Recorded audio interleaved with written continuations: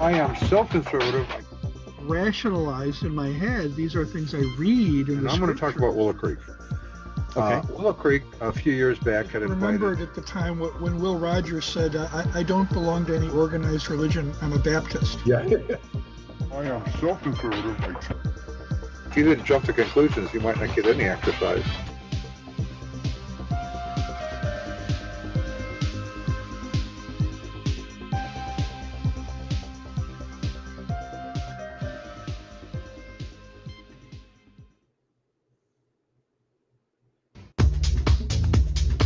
I am so conservative.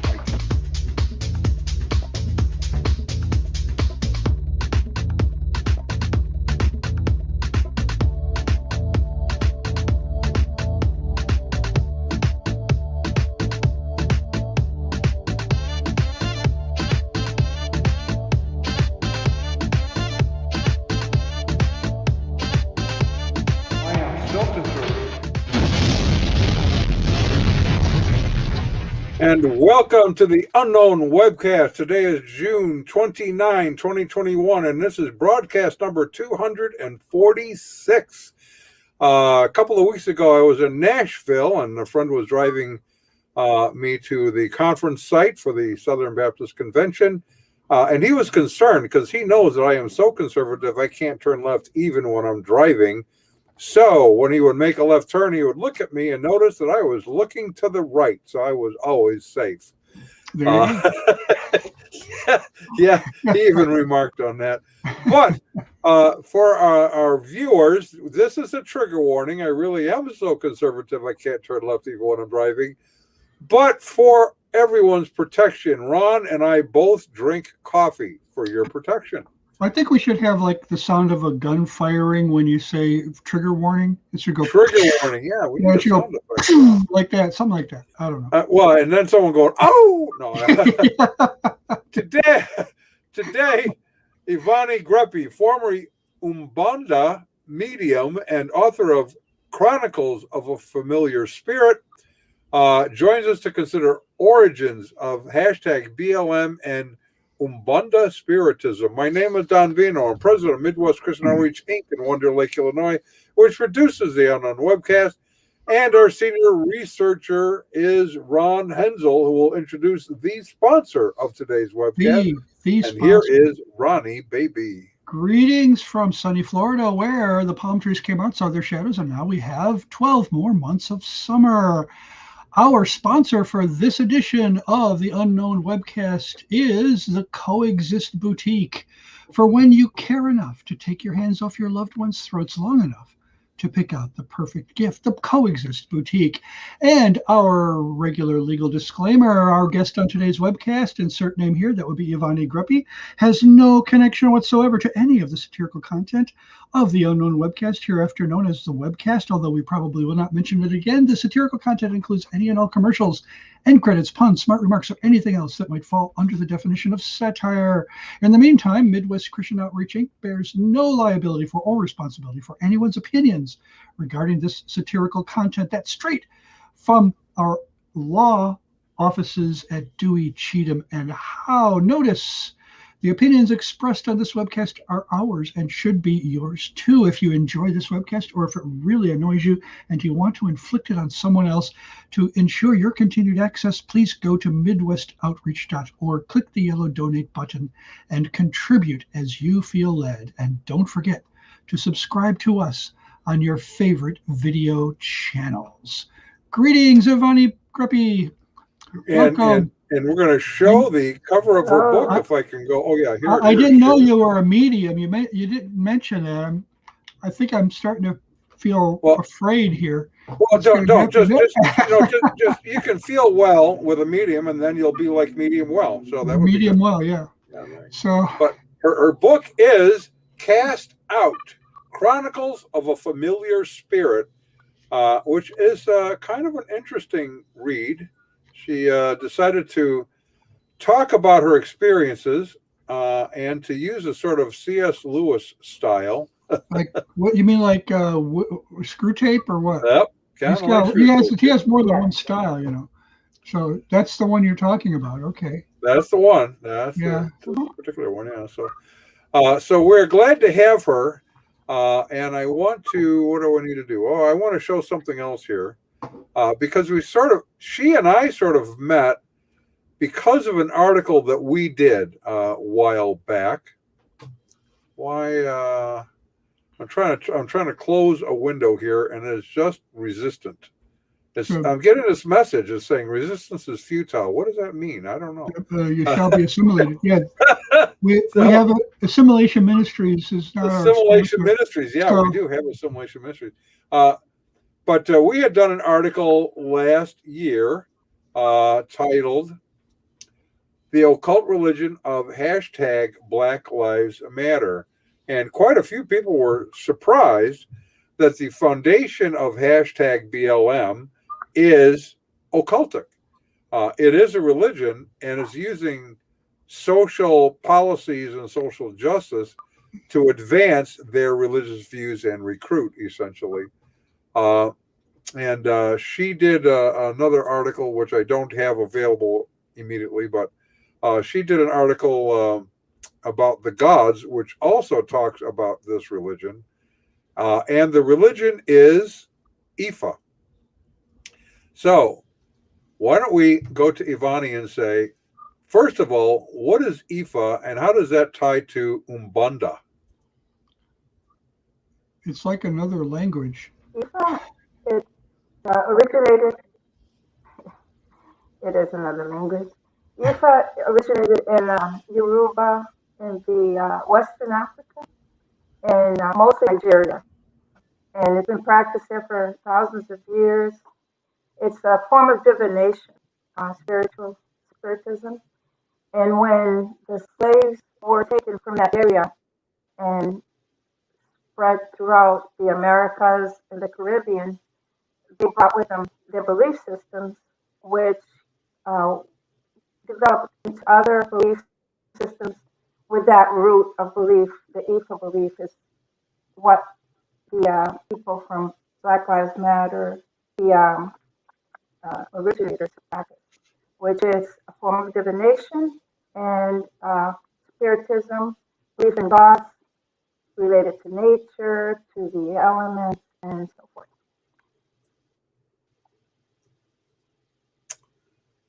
Okay. Are we having issues with the sound again? We're having issues with something. Of course, I often have issues. So. I wonder if we should just go back to what we had. Okay. Turn off the hearing aids and see if that helps. I mean, the hearing aids. I have hearing aids on my brain. Yeah. So Ivani, maybe we have you go back to using the regular microphone on the phone. Just stop using the earbuds. Yeah. Yeah. Okay. We were trying to address these issues before the program started. We thought we'd achieved something of a solution. Now, right, but then we discovered that I truly am maladjusted. So now we're going to have this snap crackle pop thing going on, and we don't know why it's happening. But it might have to do with the way the phone is set up, because I had that with somebody else one time. Okay. Okay, so I want to share her article really briefly here as well. Oh, that is crazy. Mm-hmm. Ivani Greppi, In Gods We Trust, where she talks about the same issues. I don't know if we're going to be able to do this. We're gonna have to go back to the hearing aids, I'm afraid. The hearing aids. The hearing. Okay. So what? Yeah, that crackling is going to be too difficult, I'm afraid. It probably doesn't happen all the time, but only happens when we really want it to not happen. Right. Can you hear us okay? I can hear you well. Okay. Okay. All right. So now let's start over again. What is Ifa, and how does it relate to how do you spell Ifa? I tried to Google it. IFA. Okay. The accent on it. In case somebody wants to Google it. Okay. Yeah. Ifa originated in Africa, in the western part of Africa, Nigeria, Yoruba land, area many thousands of years ago. It's a form of divination that's practiced there and has been practiced for many years. The the connection to Umbanda, which is practiced in Brazil, Voodoo, Santeria, comes from when the slaves were taken from that area, and spread throughout the Americas and the Caribbean, and they brought with them this belief system. It's a belief system of divination. They do believe in a god, but it's a distant god. They have many gods that they worship. And so the slaves brought with them to different countries, and each country developed their own type of religion that's connected to Ifa. For example, in Brazil, and the religion that I practiced was Umbanda, which is a mixture of Ifa, belief system, Roman Catholicism, and Spiritism. Yeah, so Ifa, Catholicism, and Spiritism, correct? Okay. Mm-hmm.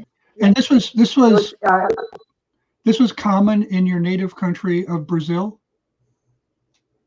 yes, very common. Okay. I grew up in a family that practiced Spiritism, so generations. It's very common, just like it's very common for Haiti to practice voodoo, uh, for the Caribbean to practice Santeria. So it's all the same belief system, but they all have their own unique type of worshiping. Uh, for example, Umbanda, there's no animal sacrifice, but What? Say that again? in Sacrifice? voodoo, Oh. there's no animal sacrifice in Oh, Umbanda, no animal. Okay. but then the same belief system applied to voodoo. They do animal sacrifice. So it's again, it originated in Africa, in Nigeria, and spread throughout the world through the African diaspora when they went throughout the Americas and Caribbean. And I was surprised when I learned about IFA through BLM because I really wasn't familiar with anyone practicing that here in the United States. I knew about Santeria and Voodoo, um, but I wasn't familiar at all with how it was practiced here. And I believe it is part of the Black culture to have this belief system, but it's not as open as it is in these other countries. So Latin and South America. how old were you? How old were you when you started practicing Ifa, and how old were you when you stopped? So how many years did you practice it? Well, I practice Umbanda, which comes from Ifa. Oh, I okay. started when I was 14 years old. Mhm. I started when I was 14 years old in Brazil, and I grew up in the United States. I was 9 when I came. I was back to Brazil for 2 years, and that's when I was initiated into the Umbanda religion, and I became a practicing medium, which means you become possessed by these spirits that we believe to be ancestor spirits or um, spirit guides. But now I know after coming to Christ that they're all demons. None of this was from God. Right. Ifa and I Umbanda, stopped when I was 38 years old when a Brazilian pastor introduced us to Jesus Christ and okay. explained. He knew the background, so he was able to explain to us the deception of that belief system. Now, Ifa and Umbanda, they do not include animal sacrifices, correct? Well, IFA is like I said, it's a divination system. Right. They have different areas that, so if you take IFA related to voodoo, they do practice. Voodoo does. Okay. So Ifa would be Or IFA is a belief in the gods that all these other religions believe in, the same gods. It's, you know, the god of the sea, goddess of the sea. There's the thunder god, the lightning god. There's gods of the forest. It's all related to nature. It's all related to elements, and also ancestral spirits. Ancestral spirits. That's a big one. In fact, that's what I picked up when we talked about in our article, because they're very big. In fact, Patrisse Cullors was raised as a Jehovah's Witness. Ron, I don't know if you're aware of that. She was raised as a Jehovah's Witness. She started having questions about her, ancestry, which started her on this trek of researching where our family originated, and took her back to this part of the world and the religion they practice, which she then adopted. It is not uncommon for those who were Jehovah's Witnesses, by the way, to leave the Watchtower and adopt some sort of New Age or occultic religious practices, which is fundamentally what she did. They broke on the scene in 2013, really, with what was going on in Missouri, over all of the riots in Ferguson. Okay. Right? And they did a great marketing job with this cool tagline, "Black Lives Matter." Well, who couldn't salute that? But they didn't go much farther beyond that until George Floyd. And then they became the thing to get behind, hashtag Black Lives Matter. She came out and said, "We're trained Marxist." So that made news. What very few picked up on then, because the news is not all that concerned about religious affiliations, is they said at the core level, the foundational level, what we are is Odu Ifa. And they described that in a fairly long video. And what they're doing at each event is you'll see them before a protest begins, a peaceful protest begins, is they are calling out names and they are pouring libations and they're offering prayers. What they're doing is calling out names of the deceased who have died at the hands of police. Whether it was fair or not fair doesn't matter. They consider it killing. They were killed.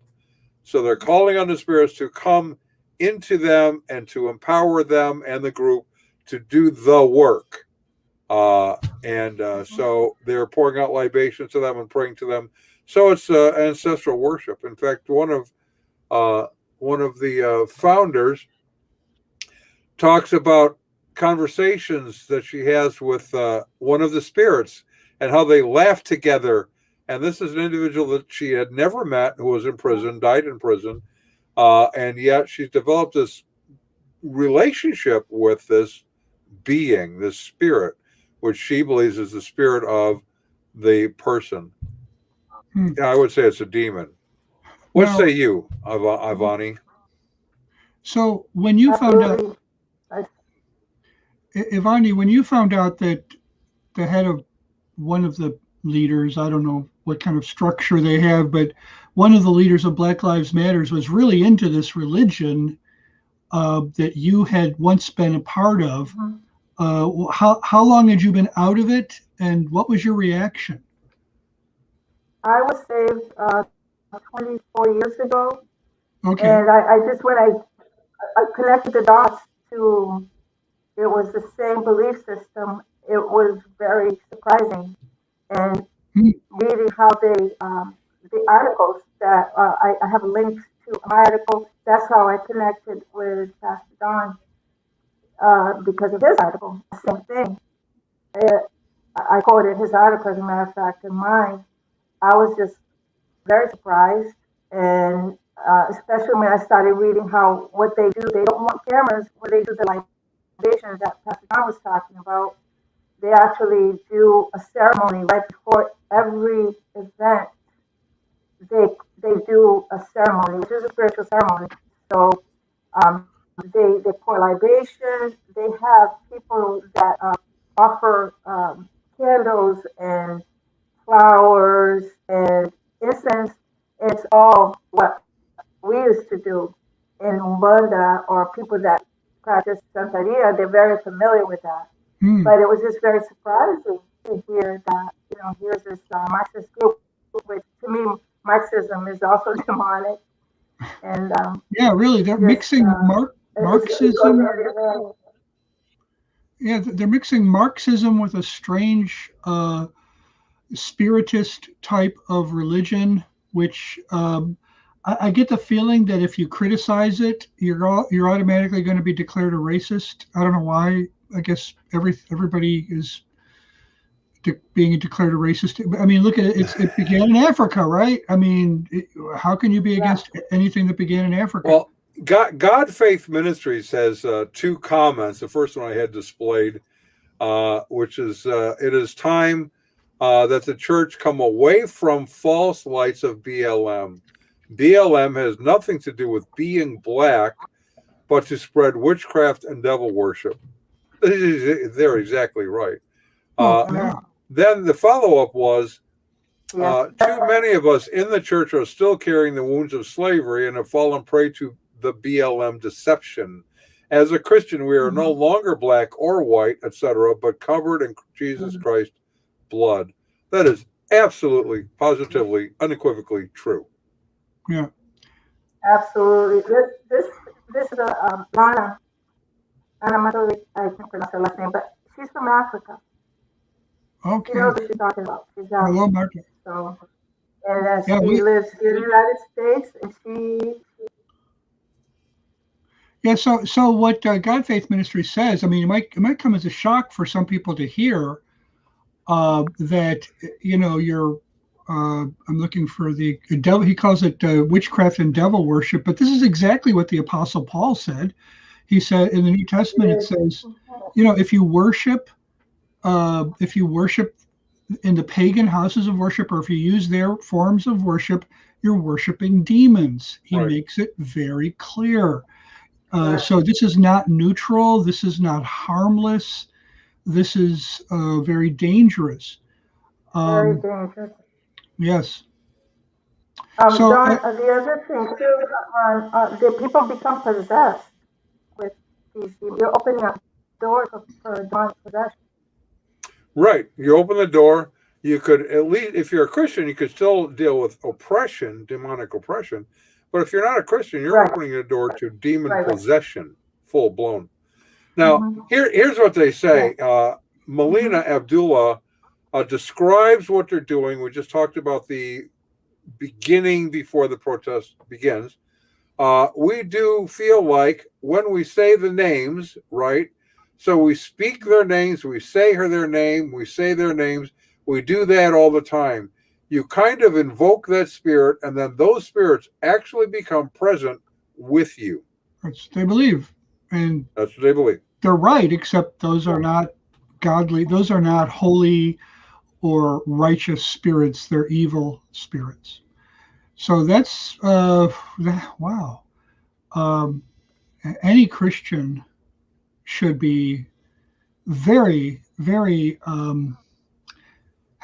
let me put it this way. If you're not concerned about this, you're probably not a Bible-believing Christian. Well, or there's another option, and that is you could just simply be deceived. Right?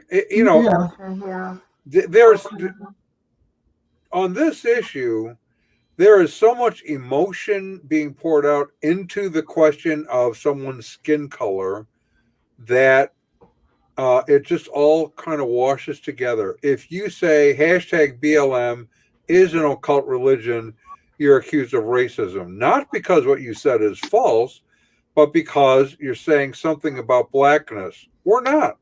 We don't care about skin color, frankly. One of my favorite preachers said, I don't care about the color of one's skin. I care about the color of our Lord's blood. That is the deciding factor. Everything is on a level playing field in Christ. Paul says, no Jew, no Greek, no Gentile, no male, no female, no slave, no free. You're all the same in Christ. But that's a battle. So when you say hashtag Black Lives Matter is an occult organization, yes, you're labeled racist. It isn't true. Yeah, at one point, I think, doesn't Paul refer to Scythians when he's talking about all these different groups? I'm going to look it up. Yeah, it says in Colossians 3:11, here there is not Greek and Jew, circumcised and uncircumcised, barbarian, Scythian, slave, free. Now, if you were a barbarian, you're a foreigner, you were looked down upon. If you were a Scythian, the Scythians were actually an ethnic group that the Greeks and the Romans made fun of. They were the butts of jokes. If there was a Scythian character in a play, he was usually an idiot. He was usually a buffoon, somebody that was ridiculed. So you talk about, prejudice, discrimination, bigotry. Right. The Scythians were the objects of that. Okay. And in Colossians 3:11, Paul's saying, well, that we don't use those categories anymore. Nobody falls into this category. He could have picked any. There were many, many different ethnic groups in the Roman Empire. Why did he pick that one? Mm-hmm. Well, he picked that one because it was considered like the lowest rung on the totem pole. And you're sending multiple messages at once when you do that. You're saying, okay, they're no longer the lowest level. They're equal with everybody else.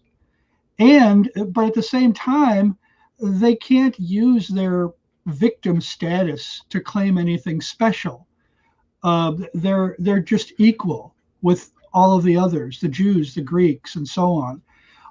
Paul would have been shocked and horrified if people started using that verse to start a group called Scythian Lives Matter. He would have said, you just don't understand what I meant. If you are now going to use the fact that Scythians have been victimized and ridiculed as something that, you have non-Scythian privilege, right? So now you have to, honor the Scythians. No, we're all equal in Christ. That was Paul's point. Yeah. So okay, here's the question before we do our quick break, so you can consider this. If #BLM leaders Melina, Abdullah, and Patrisse Cullors are dealing with demons and calling on demons unwittingly, they're not Christians as far as we know. Nothing about what they do as Christian, and are misleading others to be involved with that. Is it possible that they are fully demon possessed, and that is part of what is then empowering them and driving them to carry on what they're carrying on? Think about that a second, because we're going to go. We have a sponsor. We're just going to put that out there. Is that what you're saying, Don? Yeah, I'm just going to put that out there and let it sort of just kind of let marinate. So while we consider other questions, questions like, do you struggle with finding the right wine to bring to pagan goat sacrifices? Do you wonder what to wear to your neighbor's neo-Nazi parties? Do you get anxiety attacks when trying to find the right picket signs to share with your friends from Westboro Baptist Church? Well, now you can put an end to all the worries that come from trying to fit in with people on opposing sides of the culture wars, because you can find the perfect gift for any ideology at the Coexist Boutique. This week's special deal at the Coexist Boutique in honor of the 50th anniversary of Mao Zedong's Cultural Revolution, which, by the way, is long past, but we're still celebrating it. Relive the days when university students subjected their professors to public shaming sessions in which they would break their eyeglasses and publicly rebuke them at great length for not exhibiting politically correct opinions and behaviors. Oh, wait, that's going on right now in the USA. Well, what we're talking about here is Cultural Revolution eyewear. Yes, this week's special deal. Genuine smashed Chinese prescription lenses and frames formerly owned by PhDs and university administrators dating back to 1966 to 1976, the years of the Cultural Revolution. Only 99 cents a pair at the Coexist Boutique for when you care enough to take your hands off your loved ones' throats long enough to pick out the perfect gift. Yes. So Yes, stop there in you go. there. I don't know what we have in the IFA department, but I'm sure it'll be interesting. So yes. So, So I have a question. Now, you, what year did you come from Brazil to the United States? What year did you immigrate, or have you? Are we calling you in Brazil right now? Where are you? 1968. Okay, you came in '68. You were very young. I thought I'm saying Augustine. I'm not sure how you. Okay. 68. So in Brazil, okay, it's nominally Catholic. I mean, is that the official religion of Brazil, or is it just the predominant Brazil, religion? Brazil has the largest. Well, it's supposed to have the largest Catholic. It's changing now. There's a lot of evangelists, Okay. more born again Okay. evangelicals now. But I think it's still the largest Catholic country Okay. population in the world. Does But does it's um, all mixed. Most does the Catholic Church in Brazil see Umbanda and Ifan, all of these combinations of Spiritism and Catholicism? Do they see it as a threat? Do they try to warn people about it, or are they tolerant?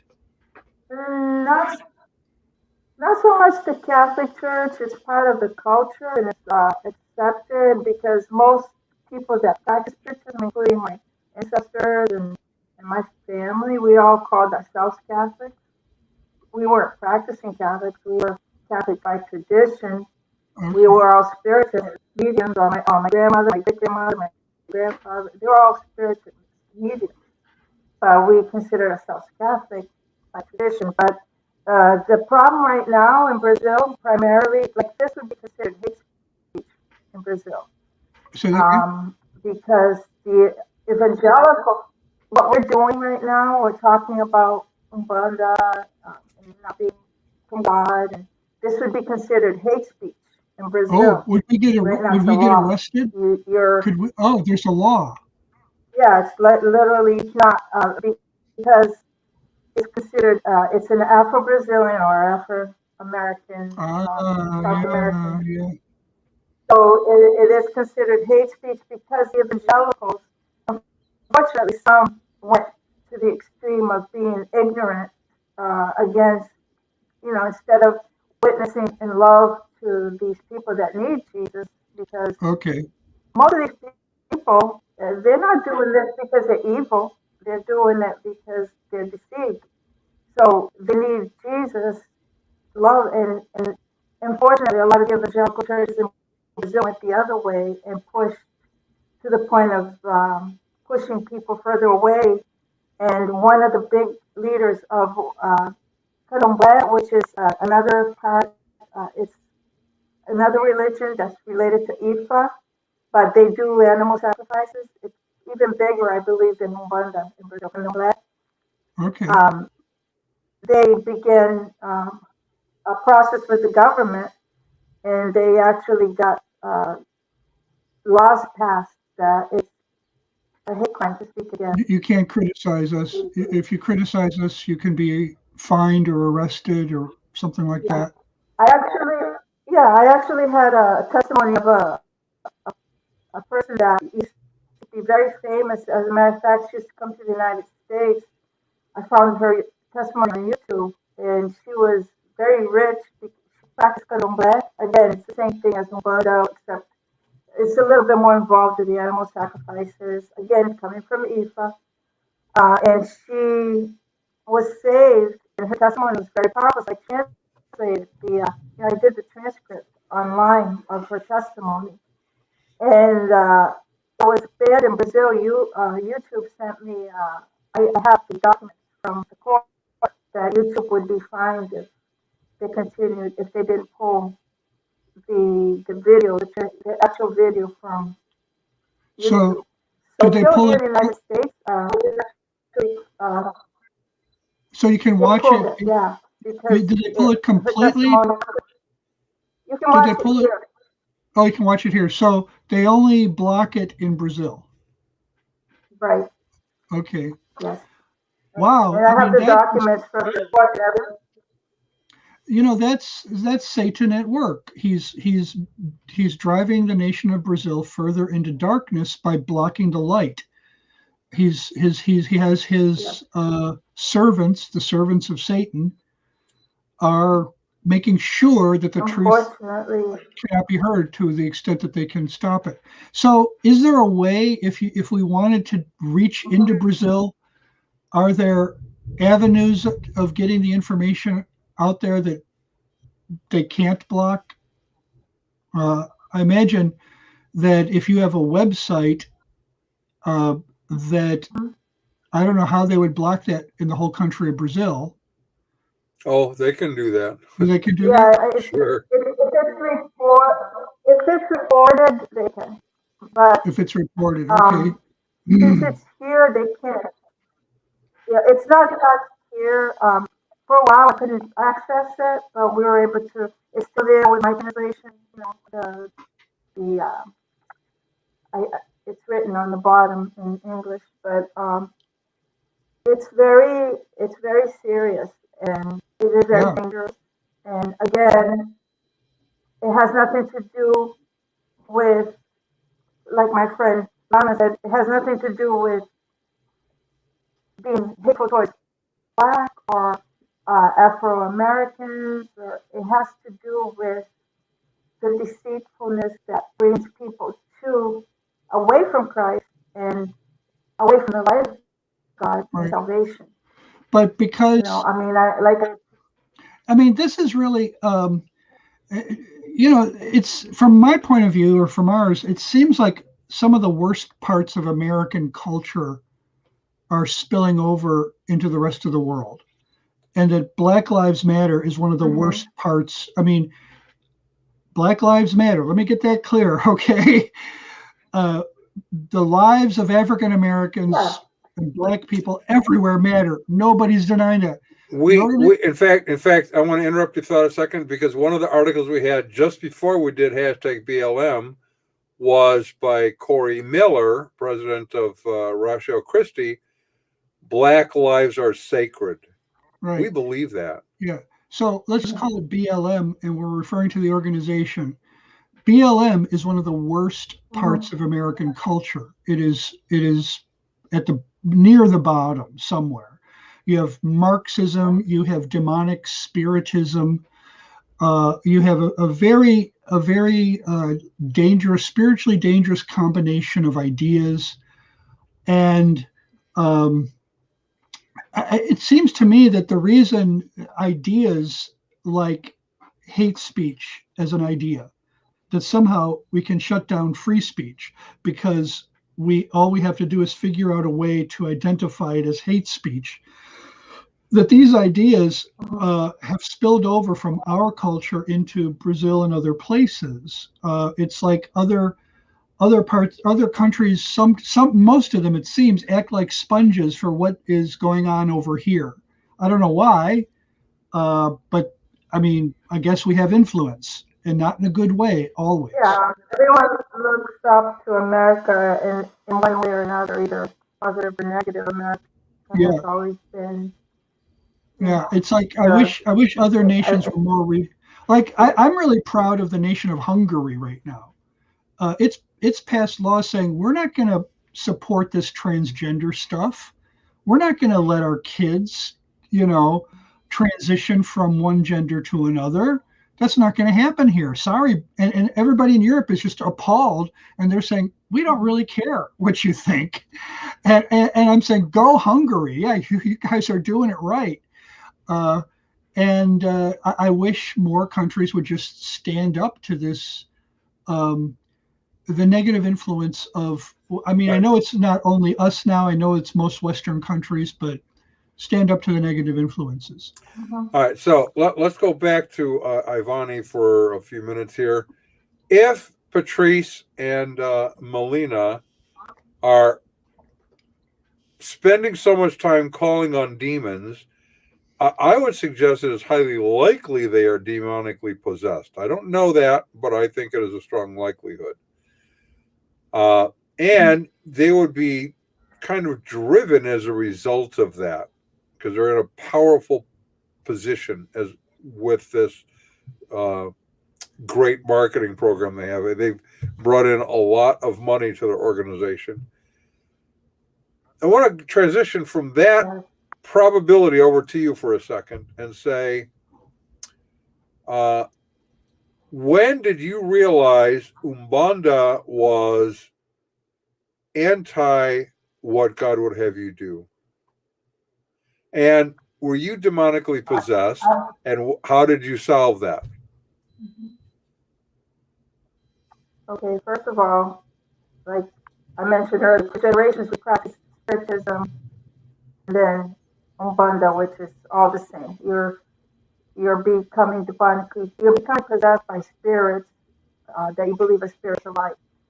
When I was 38 years old, a pastor from Brazil arrived in a little printing shop. My mom and dad home in Kissimmee, Florida, still here. And he witnessed my sister and my testimony. I can put the link of my testimony later on. But he witnessed my sister. I was very resistant because I couldn't stand anything that had to do. I didn't believe in the Bible. I was demonically possessed. I didn't believe in the Bible. I thought I believed in God and Jesus, but they were my God and my Jesus, totally different from the biblical Jesus. And Jesus was a spirit, a medium, someone that walked on earth. That was it's the New Age image of what Jesus would be. So when he witnessed to us, eventually it came to a head where even it's a long story, but during the meeting, it was just coffee at my sister's house to meet him, and he began praying. I immediately became possessed, and that had never happened outside of the Umbanda temple that I practiced in Brazil. It had been many years. Possessed to the point that I lost consciousness and everything. And so it scared my family to the point that my son was a teenager, witnessed it. Of course, my husband, and even though my husband was raised in the same type of belief system, his grandmother was a priestess, was a priestess. So he grew up in the same belief system. But Jesus Christ had mercy on us, and through this pastor, his name is Alexandre Oberlander. He lives in Brazil right now. Through him being he was not afraid to speak the truth to us. He was not politically correct. He didn't come and tell us, he straight out told my family that I was demonically possessed and what we did was demonic. And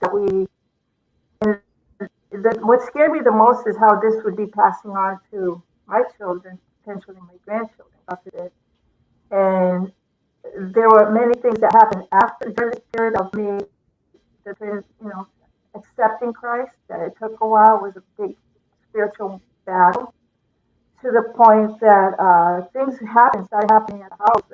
We always had supernatural things happening. I always saw spirits. I mean, since I was a little girl, it was just part of my life to see shadows, but things to where my husband, it was scaring the children, like noises, things just breaking, and just very oppressive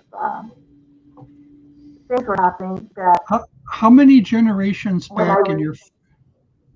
How does this as far go? as I can go back, as far as I can go back to my great grandparents, because I had my great grandparents and they were mediums. So it could even go back further than 4 generations. Wow. But they already brought with them, because the Sicilian great grandmother, my father's grandmother, was what they call a strega, or she was a healer. So she practiced the Italian type of spiritism. Then my Spanish great grandmother believed in spiritism, and in Brazil, there's I don't know if you ever heard of Allan Kardec. He was a French educator that began the spiritist movement. It was at the same time with the Fox sisters and Madame Blavatsky, when that spiritism with the tables and the seances and all that became all the rage. he was one of the big proponents of this belief system, and it was brought to Brazil in the 1800s. So that's what my family primarily practiced, was the Kardec or Kardism spirituality, which is the same thing. The only difference is they sit around the table and have kind of a seance thing where they become possessed. And it was all for good, it was not for evil. I mean, in our minds, it was all for good. We, for kind of like healing, calling it white magic. for It was for good. Yes, exactly. It was called white magic. Yeah. And then Okay. Umbanda, it was the same thing. We supposedly worshipped only spirits of light and so forth. But there was a once a month that you had to worship the dark spirits. Once a month you had to worship what? Yeah, once a month at a temple where we practiced Umbanda, you had to worship what we believed to be dark. They were all dark spirits, but we believed there was spirit of light, Umbanda, like light. The spirits that you see in Ifa, the Yemanja, Oshasi, Ogun, they're all names of gods that are related to Catholic saints. Really? And we thought that, these are the spirit of light. And then once a month, you had to close everything down and worship what we considered evil spirits, but they had to be kept at bay in order to allow us to continue practicing. So you appeased them. You placated them. Yeah. Wow. That is. Exactly. This They were is the like. guardians. Yeah. This is. I mean, if anyone can't see the problem with this, or if anyone thinks this is harmless, just go. There are a few passages in the New Testament you need to look at, and in the Old as well. So yeah. Wow. In our Western culture here in the U.S., there are some groups that overplay the demonic possession card. Let's say, I think that's the best way to frame it. Right. In fact, we had this in our adult ed this week. This question came up about demonic possession, and we had to point out that there is demonic activity, but it isn't the case that you have like demons of fatness and demons of baldness. And are you sure about that? I think. I'm absolutely sure about that. In fact, I think demons sometimes get over-representation because everything that tempts you, everything you do badly, you can kind of do the Flip Wilson, the devil made me do it card, the devil made me buy that red dress. And that what that does is it locates the source of evil entirely outside of us. Correct. Now, we do agree there is evil outside of us. Right. There's unseen evil. There are forces of evil.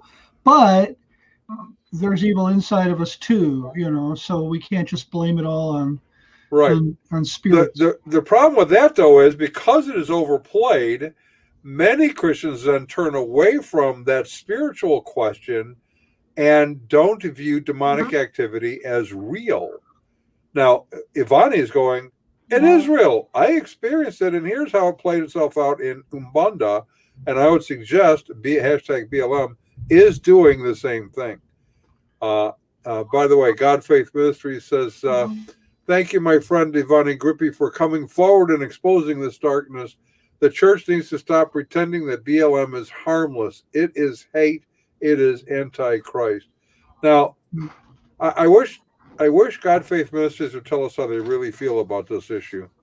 Yeah, don't hold back. I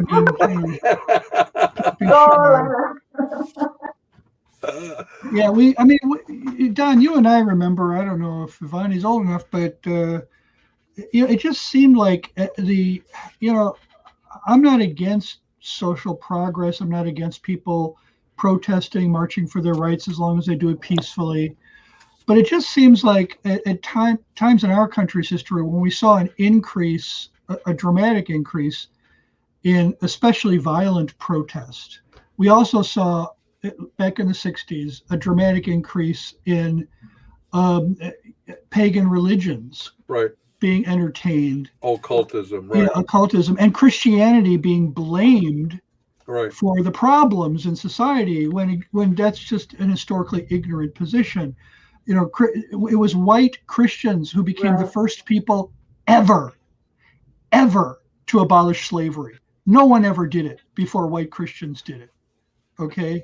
And they did it because they believed they were correctly applying the scriptures, the Christian faith. No one had ever done that before.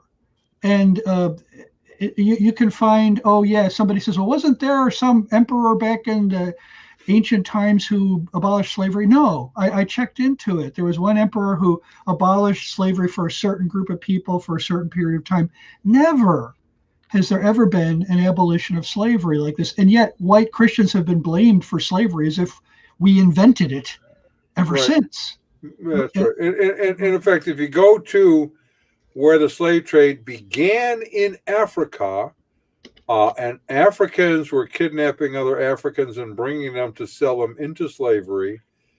If you go there today, it is still going on. Yeah. They haven't stopped their slave trade. There are plenty of places on earth where slavery, sometimes under another name, sometimes it's called human trafficking. I don't care what you call it, it's slavery. Right. But that's, in a sense, that's kind of another discussion for a different day. Back to your point, with this sort of upheaval and social revolution, each time it happens, there also tends to be with it new religious fervor in occultic religions coming to the fore. The latest one is Umbanda, which is Brazil, but is an offshoot of Ifa. If we thought of it this way, in fact, Ron and I have talked about communism in the past. Communism being kind of like a general word, like we would talk about tissue. Each one has its own brand name, Marxism, Maoism, etc., where they have slightly different manufacturing processes or whatever, but they're all getting you to the end goal of communism. Ifa has the same thing, it sounds like to me. You have the core religion, Ifa, which comes out of West Africa, but as its adherents traveled to other nations, either in slavery or some other way, they brought that with them and adapted it to voodoo, Umbanda. What other groups do this? What is it? Santeria. Oh, Santeria. Okay. The Caribbean. There are many others, but the difference, and even with voodoo, when it came to the Americas, when Ifa was brought by the slaves to the Americas or to the Caribbean, the slave masters made them convert to Catholicism. And that's where the syncretism happened, where they mixed, because they had to match up their gods to the Catholic saints. So that's where they were forced to worship these saints, but they continued with their own belief system under the guise of Catholicism. And sadly, that's a history that's kind of repeated in many other places. Right. Yeah. Right. Well, in truth, if you go back, it's not a new phenomenon. Rome did that. Rome would conquer a people, and then they would allow them to continue their practices and bring it into the overall Roman pantheon, and so it became quite syncretistic that way. So, they're kind of mimicking that process. But you're right. So they adapted. Santeria being out of the Caribbean. Voodoo is where's voodoo at predominantly? Caribbean? I don't know. Where would voodoo have originated? I don't know. I mean, I always associate Haiti. Okay. Haiti. That's right. And it's also as far as the United States, New Orleans. Okay. Yeah, New Orleans was a big center of voodoo. Yeah.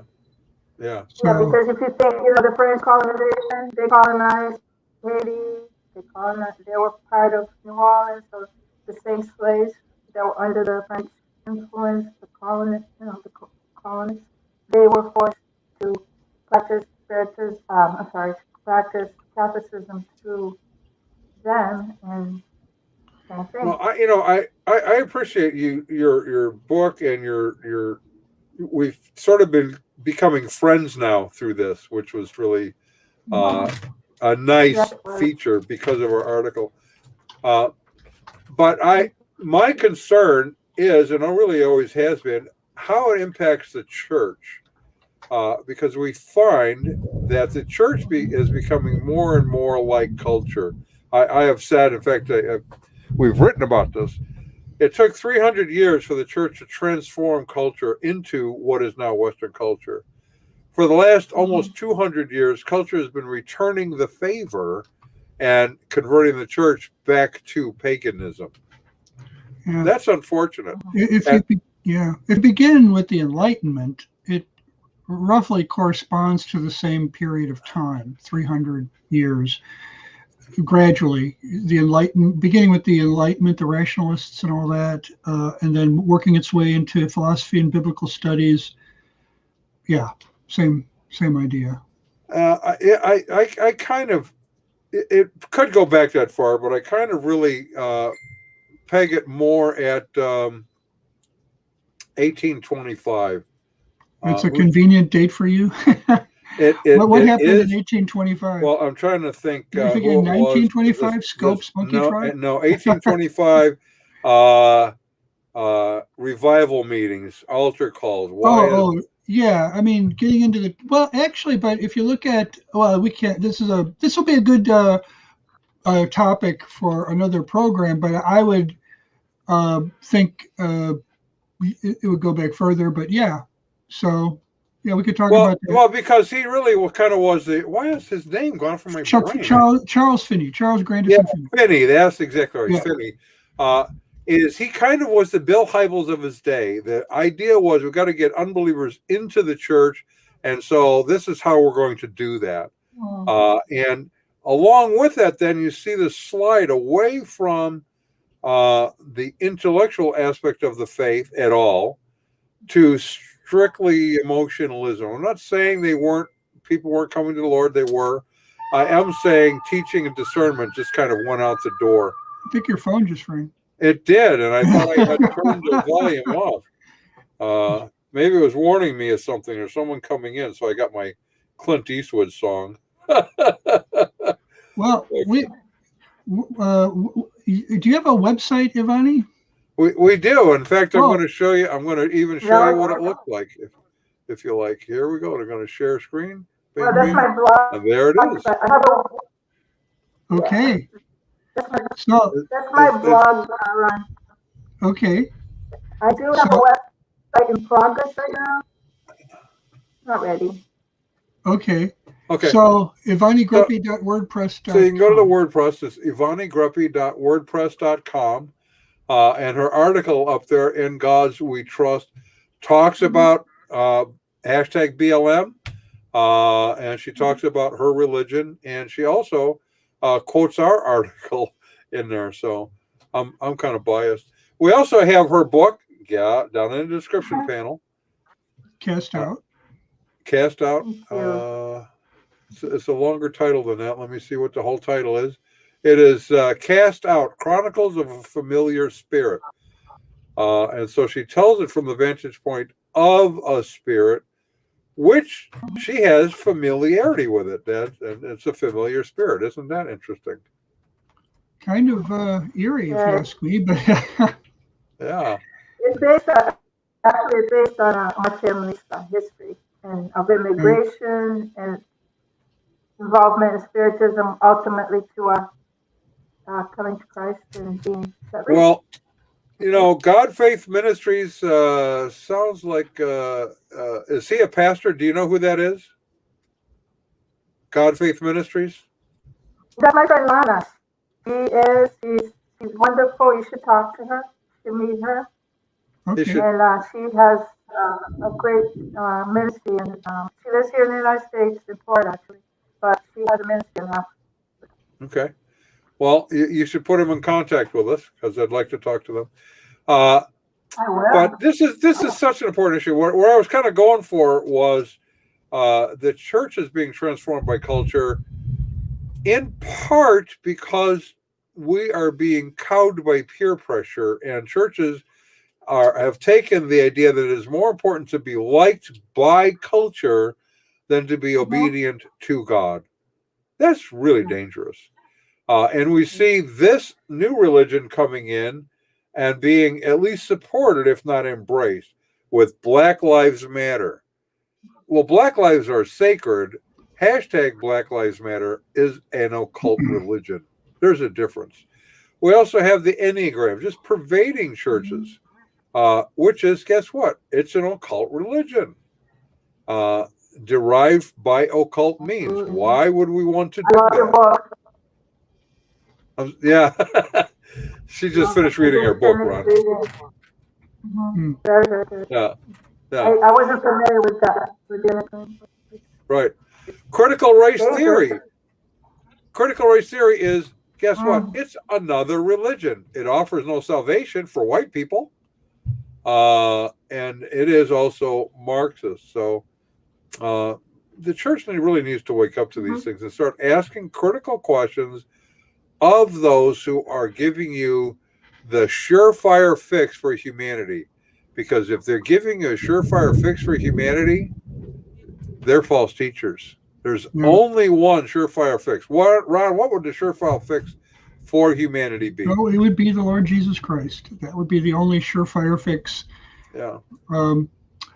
Right now, we have thunderstorms rolling in, and if we get a repeat of yesterday's performance, I will be without power pretty soon. And that's quite timely because we have reached the end of our hour. We are so glad all of you have joined us, and we've had really good input here today. Ron, would you be kind enough to walk us out of here? I would be glad to do that. So here we go. Our resident cult leader profiler is Neil before me. Our wardrobe manager is See How It Fits You. Culinary services are provided by Chef Ham and Cheese. Our tinfoil hat provisioner is Just In Case. Jehovah's Witnesses coverage comes from Armageddon and The Opposer. Our Mormon Archives manager is Polly Gummas. Our Liberal Denominations Bureau Chief is Lucy Goosey. Our transgender issues coverage comes from Ben Hur, special correspondent for the cults based on the Hindenburg disaster and flying turkeys. Ode to Humanity. Our fact-checking supervisor is Yoli Pulling. Technical assistance comes through Murky Research. Our legal advisors are at the law firm of Dewey, Cheatham & Howe. Grievance resolution director is Giovanna Pisami. Director of Privacy Assurance is Wiretapping. And original idea sourcing comes from Drew A. Blank. The Unknown Webcast is a production of Midwest Christian Outreach, Inc. in cooperation with Emergency Manicure Productions, both of whom are solely responsible for this content, although you will never be able to prove that in a court of law. Not even once. Love the music. Okay. Did it just start over again? I think it did. It I did. don't know why. It did. Is it still going on? You must have clicked the wrong button, but there you go. Do you still hear it? No. I do. So I don't know why, but I'm going to. Well, Ivana, I want you to hold on a second. Everyone else, adios, hasta luego, and we will see you next week with something new and exciting. Thank you, Ivana.